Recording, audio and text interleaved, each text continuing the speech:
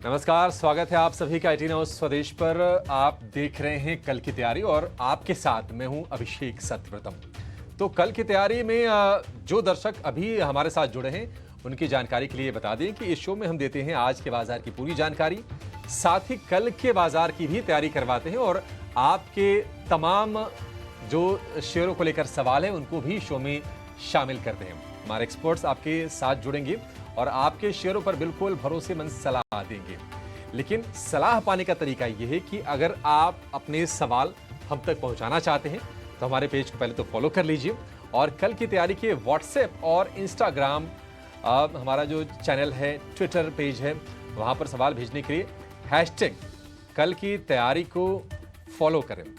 आपके हर सवाल का जवाब आसान शब्दों में हमारे एक्सपर्ट देंगे और बाजार से जुड़ी आपकी हर उलझन को भी सुलझाने की कोशिश करेंगे। इसके साथ ही जो नंबर आपके स्क्रीन पर फ्लैश हो रहा होगा, आप उस पर मैसेज कीजिए, कॉल कीजिए। आप कल की तैयारी यूट्यूब पर भी अभी लाइव देख सकते हैं और कमेंट बॉक्स में अपने सवाल भेजिए। हम कोशिश करेंगे कि जो भी रेलेवेंट क्वेश्चंस होंगे, जो भी वो क्वेश्चंस होंगे जो ज़्यादातर लोगों के सवालों से संबंधित होंगे, उनको हम शो में ज़रूर शामिल करेंगे। और आज आपके सवालों के जवाब देने के लिए, कल की तैयारी करवाने के लिए, आज के बाजार को समझाने के लिए दो एक्सपर्ट आपके लिए तैयार हैं। वृद्धि इन्वेस्टमेंट के विवेक कारवा हैं और हेज के राहुल घोष हमारे साथ हैं। लेकिन एक बार बाजार का आपको जायजा दे देते हैं कि बाजार में हुआ क्या है। ऐसे विवेक जी और राहुल जी, आप दोनों का बहुत शुक्रिया। बाजार में हुआ ये कि आज का सत्र बड़ा अच्छा रहा। करीब करीब सेंचुरी लगाकर निफ्टी 23,550 के आसपास बंद हुआ। रिकॉर्ड ऊंचाई आज बना बाजार में। निफ्टी की बात करें 450 अंकों के आसपास की तेजी रही। सेंसेक्स ने भी नया रिकॉर्ड बनाया और आज के जो स्टार परफॉर्मर रहे वो रहे डिफेंस स्टॉक्स। डिफेंस में गजब की तेजी हमने देखी। पारस डिफेंस हो या फिर गार्डन रीच हो, कोचिन शिपयार्ड हो, ये जितने भी शेयर्स थे डिफेंस के, वहां पर बड़ी बड़ी तेजी आप हमें देखने को मिली। आईटी में सिलेक्टिव हमने तेजी देखी। विप्रो में अच्छी बढ़त रही, करीब करीब 3% के आसपास की। इसके अलावा एलटीआई, माइंडट्री, इन्फोसिस के शेयर में भी आज हमने तेजी देखी। ऑटो का मूड जो था थोड़ा सा मिक्स था। मारुति सुजुकी हमने कमजोरी देखी उसमें। इसके अलावा टाटा मोटर्स का शेयर कमजोर रहा, हीरो मोटो कमजोर रहा। लेकिन दूसरी साइड पर अगर आप देखेंगे तो एमएनएम को लेकर रिपोर्ट्स अच्छी आई थी और एमएनएम का शेयर आज 3,000 रुपए के भी पार निकल गया और ब्रोकरेजेस के जो टारगेट हैं वो तो 3,500 रुपए तक के हैं। तो बाजार में हुआ 1,344 शेयर एनएसई पर आज मजबूती के साथ बंद हुए। 1,058 शेयर आज बाजार में कमजोरी के साथ बंद हुए और एक खेमा जहां पर हमने देखी कि आज बढ़िया मजबूती रही वो रहा बैंकिंग और फाइनेंस का। बैंकिंग की शुरुआत थोड़ी कमजोर हुई थी, जैसे जैसे दिन बीता बैंकिंग स्टॉक्स ने, फाइनेंशियल स्टॉक्स ने मजबूती पकड़ी और आखिरकार 12 में से निफ्टी बैंक के 11 शेयर आज मजबूती के साथ बंद हुए हैं। तो 23,500 के ऊपर तो बाजार निकल गया, यानी कि 24,000 की अगर राह है, हमने आधा सफर तय कर लिया है। राहुल जी आपके पास आएंगे और पहला सवाल आपसे ये हो गया कि क्या ये जो बाजार की जो रैली है जो चल रही है, क्या इसमें थकान के कोई संकेत नहीं है? और दूसरी चीज, क्या ये संभव है कि इसी सीरीज में हम 24,000 के भी दर्शन कर लें? नमस्ते और गुड आफ्टरनून। तो पहले इसी सीरीज में 24,000 मुश्किल लग रहा है बिकॉज मार्केट ऑलरेडी थोड़ा सा ओवरस्ट्रेच्ड है अपसाइड पे। यहाँ से अपसाइड नेक्स्ट 15-20 डेज के लिए बहुत बहुत लिमिटेड है। आज भी अगर आप मार्केट नोटिस करेंगे, जो 100 पॉइंट का अपमूव देखा गया है उसमें इंडिया विक्स भी राइज कर रहा है। इसका मतलब ये एक चेतावनी है कि कभी भी मार्केट पलट सकता है। हैविंग सेड दैट, ऐसा नहीं कि करेक्शन बहुत डीप आएगा। करेक्शन भले 23,000 तक ही लेके जाए मार्केट को, बट रिस्क टू रिवॉर्ड पर से फेवरेबल नहीं है लॉन्ग जाने के लिए। यहाँ पे दो तरह के स्ट्रैटेजीज यूजर्स कर सकते हैं। यहाँ पे एक तो साइडवेज मोमेंटम का स्ट्रैटेजी प्लान कर सकते हैं ऑप्शंस या डेरिवेटिव्स में, या दूसरा कोई हेज्ड शॉर्ट साइड का स्ट्रैटेजी प्लान कर सकते हैं जुलाई का एक्सपायरी लेके। बट अपसाइड में एक और 100-200 पॉइंट ही मेरे हिसाब से यहाँ पे देखने को मिलेगा।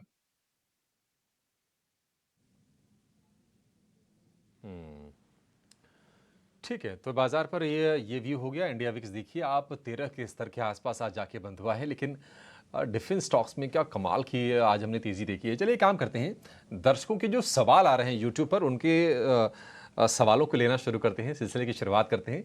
और कोलकाता से पहला सवाल हम लेंगे अयान बसु का। भारत डायनेमिक्स के शेयर इनके पास हैं, 300 शेयर हैं और 574 रुपये पर, बहुत ही आकर्षक भाव पर लिए हैं, क्योंकि इनके भाव से तो ऑलमोस्ट ये शेयर 3 गुना हो गया है, 1600 रुपये के आसपास का भाव है। अगर हम प्रॉफिट की बात करें 3,15,990, एक शेयर इनको ये मुनाफा कमा के दे रहा है भारत डायनेमिक्स का अयान बसु को। विवेक जी, भारत डायनेमिक्स जब इतनी तेजी हो जाए तो करना क्या चाहिए? आधे शेयर बेच दें, थोड़ी प्रॉफिट टेकिंग करें, एंजॉय करें पैसों से, या फिर आपको लगता है कि पोटेंशियल अभी और ज्यादा है, स्टॉप लॉस ट्रेल करते रहें और शेयरें बने रहें? नमस्कार आप दोनों को। देखिए, मुझे ये लगता है कि जो आपने लास्ट में कहा ना कि ट्रेल करते रहें क्या स्टॉप लॉस को, आपको वही करना चाहिए। एक्चुअली क्या है कि आप वैल्यूएशंस अगर देखो तो दिखेगा कि करीबन 100 के पी पे चल रहा है और बहुत ही ज्यादा स्ट्रेस्ड दिख रहा है। Historically of course defence stocks चले नहीं थे कभी, तो इसके लिए आप लोग मतलब हम लोग ये नहीं देख सकते कि पास्ट में कैसे हुआ था और अभी कैसे हो रहा है, लेकिन ओवरऑल वैल्यूएशन वाइज तो डेफिनेटली स्ट्रेस्ड है। अब यहाँ से क्या हो सकता है, एक्चुअली क्या है कि ये सारी कंपनीज अगले 2-3 साल का वैल्यूएशन अभी से ही फैक्टर इन कर रही है और अर्निंग्स फैक्टर इन कर रही है। आपको मालूम है, इनफैक्ट आज या कल की रिपोर्ट है जहाँ पे डेटा दिया गया है कि चाइना के पास जो वॉर हेड्स है न्यूक्लियर, वो ऑलमोस्ट इंडिया के मुकाबले 3 गुने हैं। और हमको मालूम है कि चाइना इस साइड, पाकिस्तान, हम लोग दुश्मनों से घिरे हुए हैं और आजकल रीजनल कॉन्फ्लिक्ट्स कई जगह पे हम लोग देख रहे हैं। तो फ्यूचर में ऐसा कभी भी कोई भी संभावना हो तो भारत को अपना डिफेंस एकदम मजबूत रखना होगा और ये सरकार उस चीज में बहुत ही तेजी से आगे चल रही है। और जितना भी आज के दिन मतलब जो पहले करीबन 10% एक्सपोर्ट हुआ करता था डिफेंस में, आज के दिन वो 61% डिफेंस होकर रखा, ये डेटा है, एक्चुअल डेटा। तो डिफेंस एक्सपोर्ट्स भी बहुत जोरों से चल रहा है, इसके लिए वैल्यूएशन ये कमेंट कर रहा है। तो मुझे नहीं लगता है कि स्टॉक्स नीचे आने वाले हैं। कोई भी अगर थोड़ा सा डिप आया तो बहुत बाइंग इंटरेस्ट आएगा इनमें। तो इसके लिए मैं बोल रहा हूँ कि आपको एक ट्रेलिंग स्टॉप लॉस लगा के इसमें बने रहना चाहिए। और अगर डिफेंस प्ले ऐसे ही चलता है, सरकार की फोकस ऐसे ही रहेगा, तो ये और भी तेजी करेंगे आप। सरकार का फोकस भी है और रक्षा मंत्री राजनाथ सिंह ने कहा है कि अगले 5 साल में डिफेंस एक्सपोर्ट जो है उसको 50,000 करोड़ रुपए करने की योजना है और सरकार जो है मेक इन इंडिया पर जोर बढ़ाएगी। चलिए अगले दर्शक का सवाल लेंगे। हमने सवाल भेजा है भोपाल से ललित ने यूट्यूब के जरिए, और इनके पास है HFCL के 10,000 शेयर 75 रुपये के भाव पर। HFCL ये टेलीकॉम से जुड़ी हुई कंपनी भी है। इनको यूरोपीय कमीशन से राहत मिली है एंटी डंपिंग ड्यूटी से। आज हमने देखा कि इंट्राडे में करीब 10% ये शेयर चल गया था, हालांकि ऊपरी स्तरों से थोड़ा थोड़ा सा नीचे आया है, हालांकि फिर भी ये 125 रुपये के आसपास बंद हुआ है HFCL का शेयर। इसको लेकर आप ही विवेक जी राय दीजिए। HFCL बहुत ही आकर्षक भाव पर इनके पास शेयर हैं, क्योंकि हमने देखा था कि जिस दिन चुनाव के नतीजे आए थे उस दिन ये शेयर गिरा और उसके बाद लगातार 9 सत्र से यह शेयर चढ़ रहा है। HFCL क्या संकेत दे रहा है और ललित करें क्या? HFCL को होल्ड करें या फिर चूंकि 75 वाला 125 का हो गया है, थोड़ी थोड़ी प्रॉफिट बुकिंग कर लें इसमें? मुझे लगता है कि आपको करीबन 112 रुपए का स्टॉप लॉस लगा के इसको भी ट्रेल करना चाहिए। मैं HFCL का फैन कभी नहीं रहा हूँ। लास्ट टाइम जब ये चल रहा था तब भी मैंने ये एडवाइस दिया था कि आपको धीरे धीरे इसमें मुनाफा समेट के घर लेके जाना चाहिए, क्योंकि फंडामेंटली कंपनी इतनी कोई स्ट्रांग नहीं है। अब ठीक है, एक केस या फिर उनको जो राहत मिली है वो एक उसका मूवमेंट ऑलरेडी हम लोग देख चुके हैं स्टॉक में। तो आगे चल के और कंपनी क्या करेगी, ये वो बोलते हैं ना, मतलब पुराना हिस्ट्री कंपनी का ठीक ठाक नहीं है। इसके लिए मुझे थोड़ा सा डिस्कम्फर्ट है इस वैल्यूएशंस पे। तो आप 112 स्टॉप लॉस लगाओ, ट्रेलिंग स्टॉप लॉस रखो और जैसे जैसे ऊपर जाता है उसको आप बढ़ाते रहो। लेकिन जिस दिन आपका स्टॉप लॉस ट्रिगर करे। ठीक है, आपकी स्क्रीन पर RBI गवर्नर शक्तिकांत दास आपको दिख रहे हैं। हमारे सहयोगी चैनल ET नाउ के इवेंट में वो पहुंच गए हैं, अपना संबोधन भी करेंगे। जो भी झलकियाँ होंगी, जो भी उनके महत्वपूर्ण स्टेटमेंट होंगे वो ज़रूर आपको सुनाएंगे। और निश्चित तौर पर बैंकिंग की सेहत को लेकर रेगुलेशन को लेकर कितनी सॉलिड हैं इस वक्त बैंक्स, कितने वेल कैपिटलाइज्ड हैं, इसको लेकर भी कुछ न कुछ ज़रूर वक्तव्य देंगे, उस पर हमारी नज़र रहेगी और आपको सारे के सारे अपडेट्स इस इवेंट से हम आपके लिए ज़रूर लेकर आएंगे। चलिए आगे बढ़ेंगे और अगला सवाल हम लेंगे हरजीत सिंह खुराना का, यूट्यूब से ही है। इनके पास है IDFC फर्स्ट बैंक के 6000 शेयर हैं 77 रुपये 20 पैसे के भाव पर। बैंक की क्वालिटी को लेकर कोई सवाल नहीं है राहुल जी, बढ़िया बैंक है, अच्छा मैनेजमेंट है IDFC फर्स्ट बैंक का। आप ये बताइए कि इसके टेक्निकल्स आपको कैसे लग रहे हैं? हालांकि प्रॉफिट में ही है, आज हमने अच्छी तेजी भी देखी है, क्या सलाह देंगे आप हरजीत जी को? मेरा सलाह यहाँ पे स्ट्रेट होल्ड करने का रहेगा। जैसे आपने कहा, टेक्निकली भी और फंडामेंटली भी बैंक का सिचुएशन बहुत ही बेहतरीन है। एक बॉटम बनाया है स्टॉक ने 70 के आसपास और बॉटम से बहुत ही शार्पली रिबाउंड हुआ है। आज भी नोटिस करेंगे स्टॉक 5% ऊपर है, तो बिल्कुल होल्ड करना चाहिए। और जो प्रीवियस स्विंग हाई था 86 के आसपास, वो टेकआउट होना चाहिए नेक्स्ट 1 महीने के अंदर। ठीक है, IDFC फर्स्ट बैंक को लेकर ये व्यू। आगे बढ़ेंगे फटाफट। एक सवाल आया है व्हाट्सएप के जरिए और ये सवाल भेजा है मुंबई से जिया ने। कोचिन शिपयार्ड के शेयर इनके पास हैं, 300 शेयर हैं 1699 रुपए के भाव पर। भाव हो गया है 2320 रुपए। आज डिफेंस शेयरों में, शिप बिल्डिंग शेयरों में ज़बरदस्त तेज़ी रही। और एक और चीज़ आपको बताते हैं कि अगर हम 2024 की ही बात करें, जो भी समय अब तक बीता है, करीब करीब 5.5-6 महीने के आसपास का, इसके मार्केट कैप में तकरीबन 40,000 करोड़ रुपए के आसपास की एडिशन हुई है कोचिन शिपयार्ड की। 9% ऊपर ये शेयर बंद हुआ है। विवेक जी, डिफेंस में कोचिन शिपयार्ड, कहीं ना कहीं चर्चा ये भी होने लगी है कि नहीं बहुत ज़्यादा स्ट्रेच भी हो गए हैं, बहुत ज़्यादा शेयर चल गए हैं, तो नए निवेशकों के लिए तो रिस्क है। लेकिन जिया क्या करें, प्रॉफिट टेकिंग करें या फिर होल्ड करें बिना किसी दिक्कत के? तब इनका प्रॉफिट देख के कईयों का जिया जलेगा, ये भी बात है। तो देखिए, यही सेम ओपिनियन रहेगा जो मैंने थोड़ी देर पहले BDL के लिए कहा था। और कोचिन शिपयार्ड भी कुछ हद तक डिफेंस और शिप बिल्डिंग से जो रिलेटेड स्टॉक्स आप अगर देखिए तो गार्डन शिप है या फिर बाकी जो भी शिप बिल्डिंग कंपनीज है, सारी बहुत अच्छी कर रही है। इस स्टॉक ने एक दो बार टेस्ट किया था 2000 रुपया और फिर नीचे गिरा था, तो आपको मुझे लगता है कि यहाँ पे भी एक ट्रेलिंग स्टॉप लॉस लगा के करीबन 2000 से लेके 2100 रुपए का स्टॉप लॉस लगा के इसको आपको ट्रेल करते रहना चाहिए। और कंपनी ओवरऑल अच्छी है, लेकिन वो वैल्यूएशन डिस्कम्फर्ट तो मुझे यहाँ पे भी है।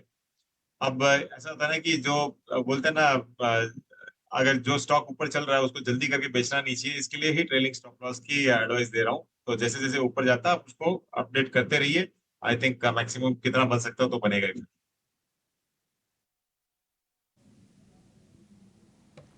ठीक है, कोचिन शिपयार्ड को लेकर ये व्यू। मुंबई की बात चलते हैं गोवा, और गोवा से मोहित ने अपना सवाल भेजा है व्हाट्सएप के जरिए। IRB इंफ्रा के शेयर इनके पास हैं 5400 रुपए के, 5400 शेयर हैं 73 रुपए के रेट पर ये शेयर इनके पास है। हालांकि भाव हो गया है करीब 66-67 रुपए के आसपास। हाल फिलहाल काफ़ी ज़्यादा ये वोलेटाइल भी रहा है ये शेयर। IRB इंफ्रा, इसको लेकर राहुल जी आपका व्यू क्या है, क्या करें? ये तो मैं होप करता हूँ कि इतनी भारी मात्रा में स्टॉक्स लिए हैं तो वेल डाइवर्सिफाइड है और सिर्फ IRB इंफ्रा ही नहीं पकड़ के होल्ड कर रहे हैं। एक स्टॉप लॉस मैं दे देना चाहता हूँ यहाँ पे पहले ही 62 रुपीज पे। 61-62 के आसपास आप नोटिस होंगे उसके नीचे कभी क्लोज नहीं हुआ है और हमेशा उसके नीचे जाने के टाइम पे एक बहुत ही शार्प रिबाउंड हुआ है इस काउंटर पे। तो वहां पे एक स्टॉप लॉस रखने की सलाह और अभी फिलहाल होल्ड करने की सलाह। जब तक ये लेवल टेकआउट नहीं होता है, एक जो कन्वेंशनल पैटर्न है टेक्निकल एनालिसिस में, वो उसका ब्रेक नहीं हो रहा है और अपसाइड के लिए होल्ड कर सकते हैं। ठीक है, IRB इंफ्रा को लेकर ये व्यू। RL परमार साहब का सवाल है पेटीएम को लेकर, 70 शेयर हैं 525 रुपए के भाव पर।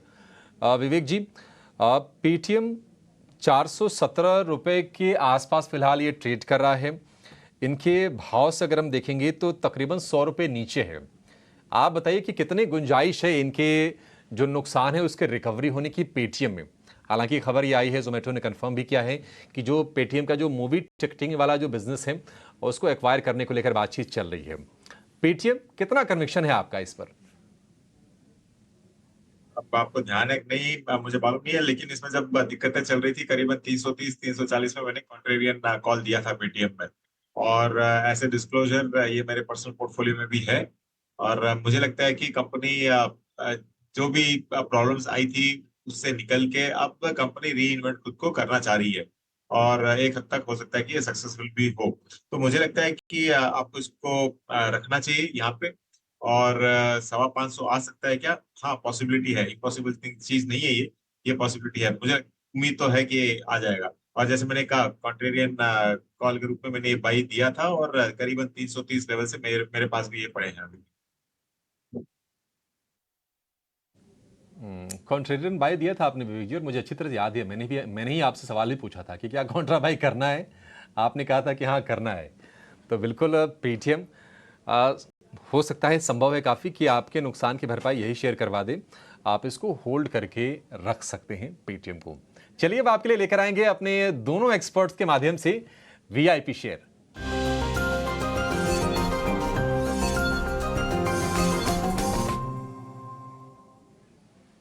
विवेक जी, शुरुआत आपसे कर लेते हैं। बताइए क्या है आपका वीआईपी शेयर, क्या सलाह देंगे खरीदने की आप? देखिए, आज के दिन दोनों कंपनी का नाम सिमिलर है, लेकिन आप एक ही मैनेजमेंट मत समझिएगा, अलग अलग मैनेजमेंट हो चुके हैं दोनों के। पहला स्टॉक रहेगा मेरा इंडियाबुल्स रियल एस्टेट।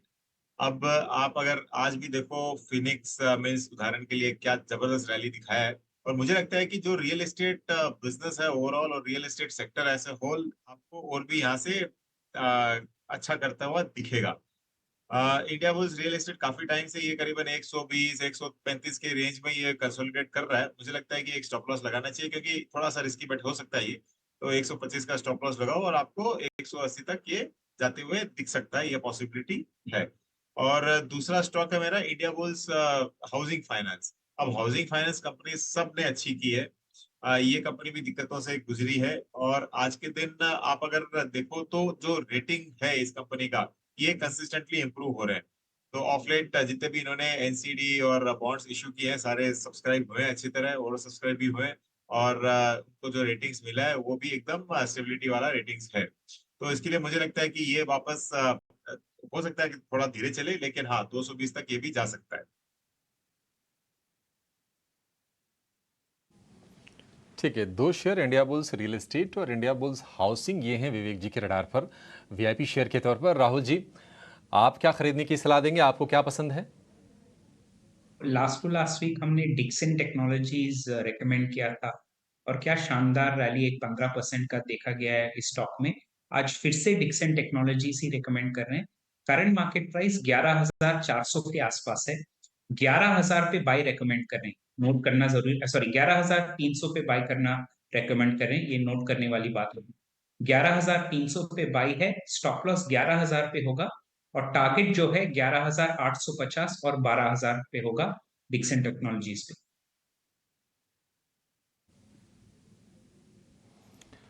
ठीक है, 11,000 के स्टॉप लॉस से खरीदना है। 11,850 रुपये का टारगेट आपके लिए बनेगा डिक्सन टेक के शेयर में। चलिए, इशू को यहीं पर समाप्त करने का समय हो गया है। राहुल जी और विवेक जी, आप दोनों का बहुत शुक्रिया आज हमें समय देने के लिए, और हमारे जो भी दर्शकों के सवाल आए उसका जवाब देने के लिए, और बेहतरीन स्टॉक्स भी बताने के लिए। लेकिन 18 स्वदेश पर खबरों का सिलसिला जारी है, आप कहीं जाइएगा नहीं। नमस्कार।